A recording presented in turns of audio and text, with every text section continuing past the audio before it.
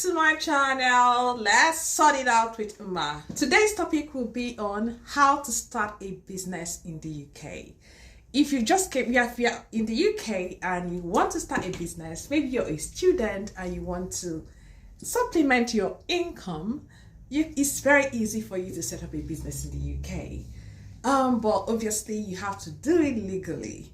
Either you set up a business as a sole trader or you can set up a limited company. Any of them works. But people will always advise you to go for limited company, and the reason being that you have limited liability. For instance, if something happens to your limited company, it's not going to affect you personally. Let's say, for instance, your business, your limited company is owing a debt. The debt is on the company, not on yourself. But if it's a sole trader, obviously you have unlimited liability. If there's any debt, obviously it's in your name.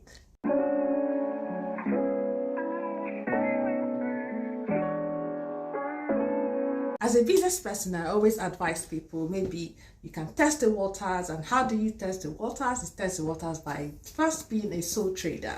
Once you're a sole trader, and then after a few months, a year or two, and you think that your business is doing well, then you can now establish and become a limited company. But if you have all the resources required, if you think you're capable, your business is capable of really doing very well within the first 6 months, 1 year, then you might as well just start as a limited company. Especially if you're in certain sectors, like for instance, if you're a contractor, maybe like an IT contractor, project manager, and all whatnot. You maybe decide to start a business as a limited company. Okay, what sort of business can you start in the UK? There are several businesses you can do out there. As a sole trader, one of the best or easiest business you can do is buying and selling. You can actually buy and sell your stuff on eBay, on Amazon, even on your own website. And it's so easy to start. You just outsource. First of all, you have to do some market research and find out the kind of products that is being sold out there that people really want. And yeah, you start buying it, source for the product and do market research, source for the products and upload it on eBay or Amazon or Etsy. If it's something that you do yourself, you can actually apply handmade products like soap, jewelries, knits, crochets. You can upload it on Etsy. So setting up a business in the UK is not difficult at all. It's something that you can even close your eyes and do. I know some people just rush in and set up a business, and within 6 months, 5 months, 3 months, within a year, it fails. And the reason is because they don't really take time to do research. They don't really follow steps on setting up a business. So now let's look at the steps you can take before setting up a business in the UK. Number one, you need to evaluate yourself. Yeah, I know you're in your head, you're thinking, I need more money, I want to make more money. So how am I going to set up a business? You need to evaluate yourself to make sure that you've got the experience and the confidence to set up a business. Okay, what skills do you have? What skills do you have that can actually help people out there? Remember, yes, setting up a business is all about making money, but at the same time, it's all about finding that gap that you need to fill to be able to help people or solve a problem. So what skill are you bringing to the table? What are you passionate about? I know, yes, some people will say business is not all about passion. It's all about, putting the work in and all that. Yes, it's true and false at the same time.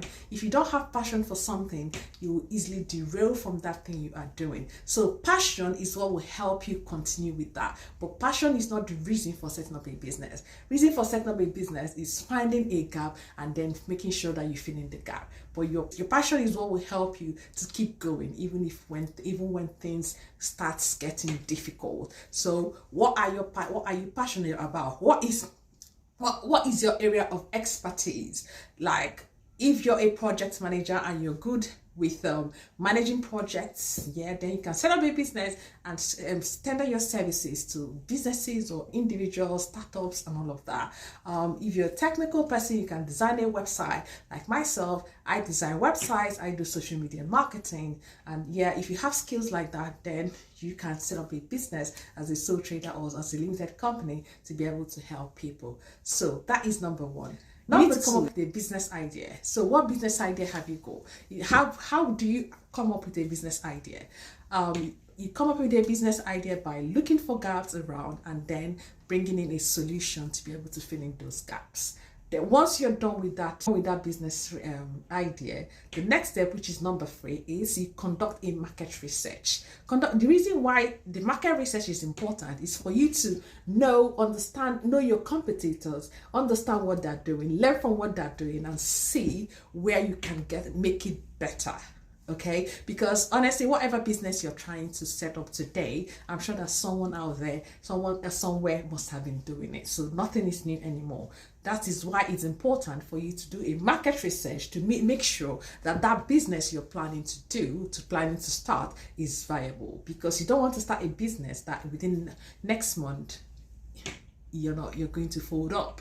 So that leads us to number 4. You need to assess your finances. Yes, I know that there are so many businesses out there you can start without money, but that will be a topic for another day. But if you want to get serious into starting a business, even if it's a sole trader, you're not starting with any money, come on, you have to, there are so many things you need to use your finances for. One of them is your marketing. You can't just start a business and then think that your product is going to sell itself or your services is going to sell itself. No way, that doesn't happen. You need to market for you to be able to promote your business, and that is why you have to assess your finances. How much do you have to be able to set up this business as quickly as possible? How much you need to have a budget for your marketing? You need to have a budget for your online presence, because these days everything is done online, so you need to make sure you have online presence. Yes, you may say that online is free. Yes, social media like Instagram, Facebook is free, but remember, you have to pay for marketing.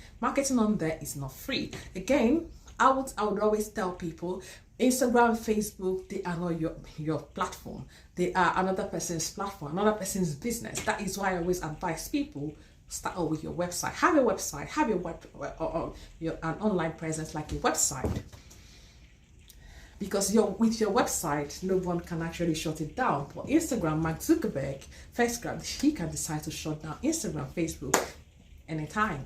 Okay, so that brings us to number 5. You need to create a business plan. Okay, please see a business plan like creating a business plan is one of the most important steps in setting up a business. The reason you need to create a business plan is because it's going to be like a guide, a guide that you can always go back to. For instance, if you're a Christian, you wake up in the morning and read your Bible because you believe that whatever you're going to read in the Bible is going to help you for the whole day. So that is the way business plan is for a business person. You have to create a business plan that will gather. Maybe if you think you're derailing, you can always go back to your business plan to see what have you written there that you are not following. Again, business plan will help you to get finance from the bank in case you're planning to get a loan from the bank or from any investors. Then the next one is you need to brand your business. Of course, branding is very important when you're starting up a business. The reason being that if anyone sees your business out there, they will know, okay, this is this business. For instance, now Coca-Cola, anywhere you see their logo red and white, you know that, oh, this is Coca-Cola. McDonald's, the same thing. So you need to have a brand. What is your brand color? What is your logo? What would you be known for? Your USP, unique selling point. That leads us to the next one, which is you need to build your network. Yes, building your network can come in various forms. Either maybe you go for conferences, where business, new startups hang out. There are so many events online on Eventbrite, Facebook, and you can always hang out with other people. You also need to build a network around your area. Let's say you're a mother and you're selling something on eBay or Facebook or whatever, or Amazon. You can connect with mothers like you, like during school run or wherever your colleagues connect, and you never know, word of mouth flies really well, they can help you market your products. That leads us to the next one, which is you need to find your premises. This is important if you're planning of having a physical store, a brick and mortar. So you need to find a place where people will know you, can come to, not just online. Even if you're providing services or buying products, you need to find your premises. And when finding a premises, you need to make sure that wherever you are finding is a place that is easier to locate, because you wouldn't want to be inside where people wouldn't buy from you. Like, I know so many stores out there where I live. There are 2 stores actually, like, that are not really visible. Every time I always tell myself, oh, I'll have to go and patronize that guy. But guess what? I end up not doing it, because it's not because I don't want to, but because it's not visible and I forget. Maybe after shopping and when I'm passing by, and I'll remember, oh, I said I was going to patronize him, but unfortunately I forgot.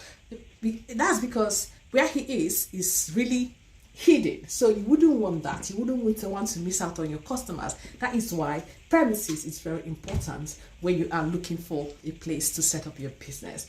That leads us to another one, source equipment.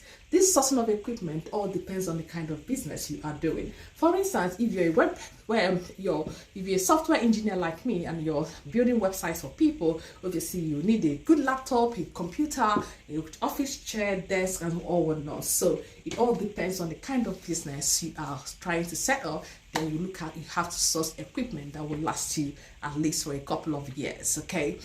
That leads us to the next one, which is you need to choose your vendors or source your product. That boils down to if you're doing retailing, buying and selling, then you have to choose your vendors. I would always advise to try out on samples, okay, because you don't want to spend so much money on one vendor, and when they get you that product, you see that they are all rubbish. So always start out with samples of that product you want to sell. Sometimes it can be expensive when you're spending on samples, but at the long run, it's going to help you and save you lots of money. So you have to make sure that you source for good vendors and good products. Then that leads us to the next one, which is building your team. This will come into existence if you are really setting up a large business, limited company, or being a sole trader. Obviously, it's just you. If you're setting up a limited company and maybe it's really a big setup, that it's not just you, or like a web designer, you have lots of clients and you're going to have another web designer and admin staff and all whatnot, then you need to start building your team. It all depends on the kind of services you are offering. You can decide to look at offshoring or outsourcing your services and then build your team in that regards. And when you finish all this step, the next thing is to register your business. Register yourself as a sole trader by informing HMRC and then doing your tax every year. And if you're a limited company, I think in the first year, you don't need to do any tax. You have to research on this, okay? And then there you go, you start marketing your business and you are all for running a business in the UK. It's very easy, very straightforward. If you think it's not very easy, if you think you can't do it, you can contact me and I'll be more than happy to help you set up your business. I hope this video was very helpful to you. If you like it, please smash that like button and I will see you all next time. Thank you very much for watching and please share and subscribe to my channel. See you all next time. Bye.